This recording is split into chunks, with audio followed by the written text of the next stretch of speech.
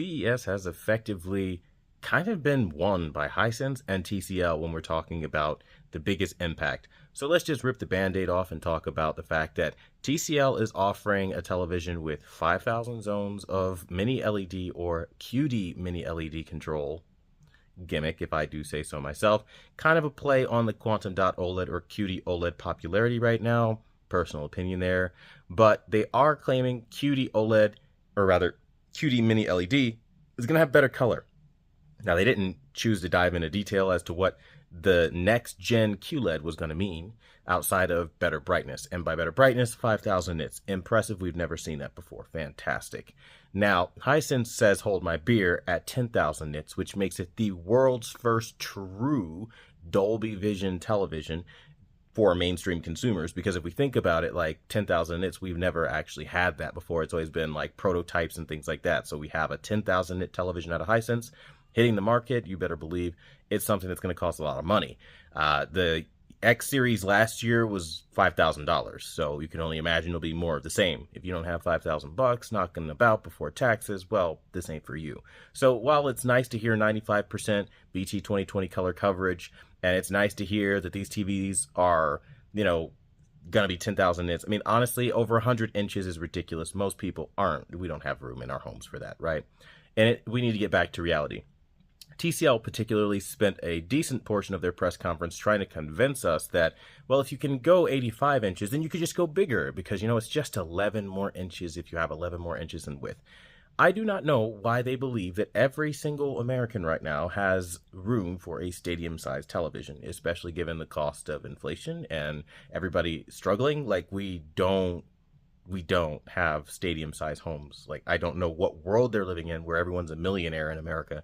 They've been watching too many Hollywood films, and they need to dial it back down. But we know they can't do this in the LED sector because bigger, better. Once they get you hooked on the bigger screens, then they're going to start saying, hey, you need to get more resolution because, I'm sorry to say, but you're not going to be seeing the benefits of 8K or 16K on a freaking 65-inch television, and they know it, which is why they're trying to push you into 100-inch TVs so you can see the difference because, again, they're blowing up the screen, and that means you typically need a higher resolution. But, again, we'll get into that at a later point. The biggest thing here, though, is we've reached a point of diminishing returns. Samsung has so much of nothing. They're talking about anti-glare technology as their big move. So let's call it what it is. It's a matte finish screen. Congratulations, you discovered how matte finish works. Matte finish will defeat glare.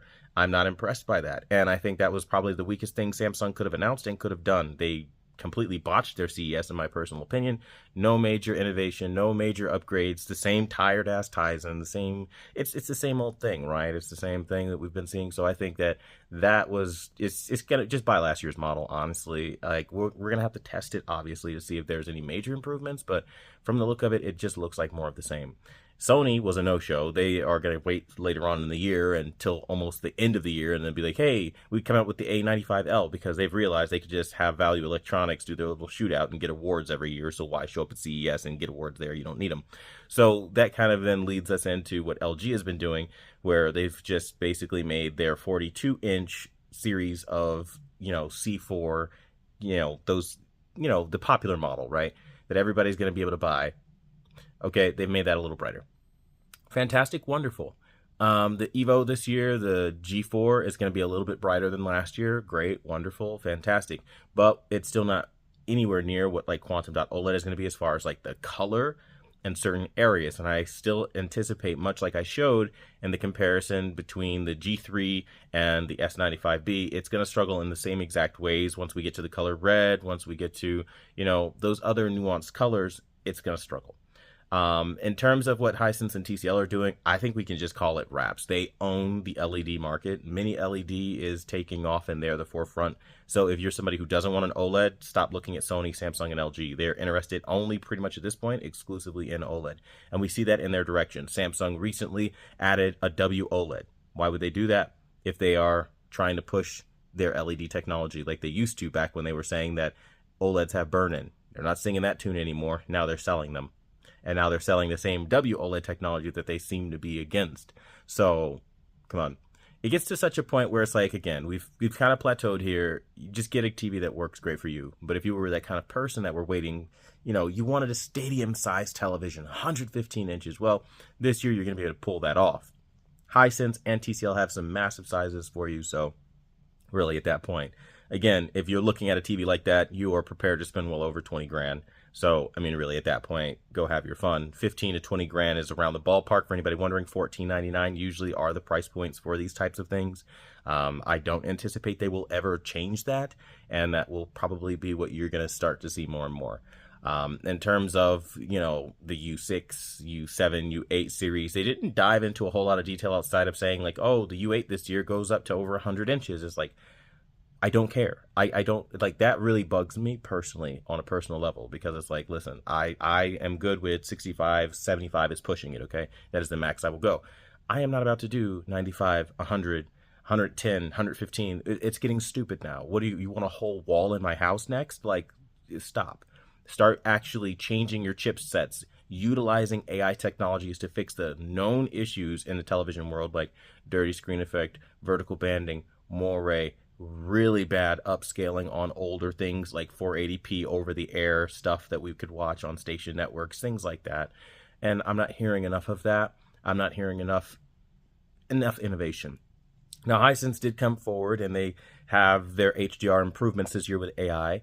Particularly, they're going to be doing something with tone mapping this year, which is great, face detection, which is great, and then they're going to be doing some AI HDR enhancements. So their HDR might look better than they've ever looked. We can only hope so. We'll test that. But every company across the board remains eerily silent when we talk about motion. Motion is one of those things where they're just kind of like, we're just going to go silent on you. So hopefully they can fix that and start talking more about motion and implementing things to fix judder of 24p sources. That would be helpful. But this year, rejoice. We get 5,000 nit TVs, 5,000 zones from TCL. We get 10,000 nits and 95% PG color coverage from Hisense. But again, mostly this year is all about getting a big ass TV, 90 inches, 100 inches. That's really their big play this year. Now, I'm really hoping that with TCL and their announcement of the 850 series of televisions that they're offering, the QM850 series of televisions, that it's going to have something else.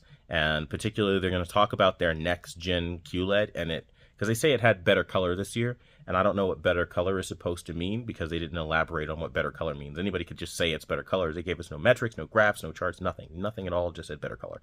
Pointless. They also didn't mention in depth how we could use the TCL as a center channel this year, the new televisions that they're launching, how many of these TVs can be used as a center channel. They didn't elaborate on that either. So it's something that, like, it's a super missed opportunity. The presenter was not very good. Just felt like a lot of filibustering, as these things usually does feel like. But typically, that's pretty much the big news. Evo gets brighter on the 42 inches, and the C4 is a little bit brighter. The G3 is going to be a little bit brighter, but still WOLED. Hisense is going to have a big-ass TV. They're pushing laser as they always do. Nobody wants a laser TV, but they won't stop.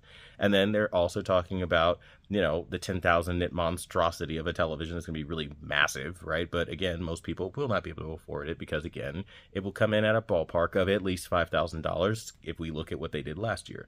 And then if we look at TCL is doing kind of more of the same. They have massive TV sizes and things like that. Again, going back to Hisense for a second, they're going up to their massive 100-inch on the U8K. So if people want that, you can have that, I guess.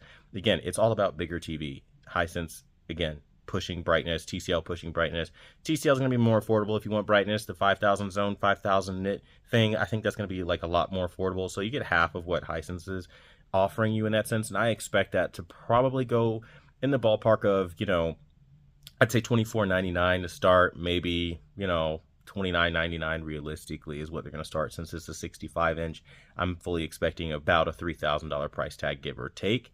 I'm really leaning towards $24.99. I think that's the price point that they're going to go for, but we can only see with time and hope that as the days go on, they'll divulge more information as to what makes this truly new. But so far, it just kind of seems like the typical CES stuff. But that being said, that's my take on CES so far. I will keep you guys locked. Samsung botched it. Sony's a no-show. And it's all pretty much just buy a big TV, really. Unless you want to go with like an LED TV where things are actually excited. But outside of that, OLED remains almost exactly the same. So just buy last year's OLED models like the the S95C, S90C, all the OLED options right now are still going to remain viable because they don't seem to have made any real improvements at all in those areas. But I could be wrong once we test it, but I'm pretty sure it's about the same.